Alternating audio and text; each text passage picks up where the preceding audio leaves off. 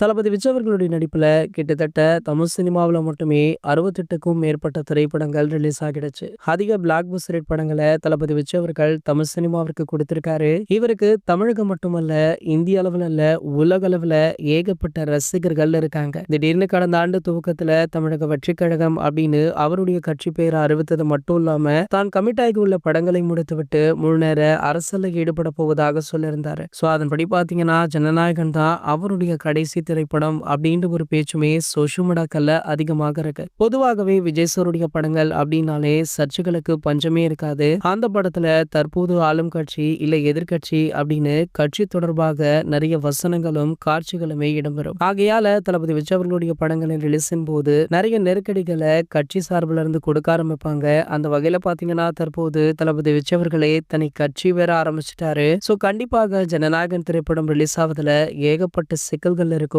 அப்படின்னுமே சொல்லப்படுது. சோ அதன்படி பாத்தீங்கன்னா தற்போதுள்ள ஆளும் கட்சியான திமுக தரப்புல இருந்தே நிறைய பிரச்சனைகள் கிளம்ப வாய்ப்பு இருப்பதாக சொல்லப்படுது. அந்த வகையில இதற்கு முன்னாடி தளபதி விஜய் அவர்களுடைய ஒரு சில படங்களுக்கு இதே மாதிரி திமுக பிரச்சனை பண்ணும் பொழுது சூப்பர் ஸ்டார் ரஜினிகாந்த் அவர்கள் தான் அந்த பிரச்சனையை சுமூகமாக முடிச்சு வச்சிருக்காரா. அதே போல ஜனநாயகன் திரைப்படத்திற்குமே சூப்பர் ஸ்டார் அவர்கள் தளபதிக்காக களமிறங்குவாரா அப்படின்ற கேள்வியுமே இருக்கு. சோ வெயிட் பண்ணி பார்க்கலாம் என்ன நடக்குது அப்படின்றத.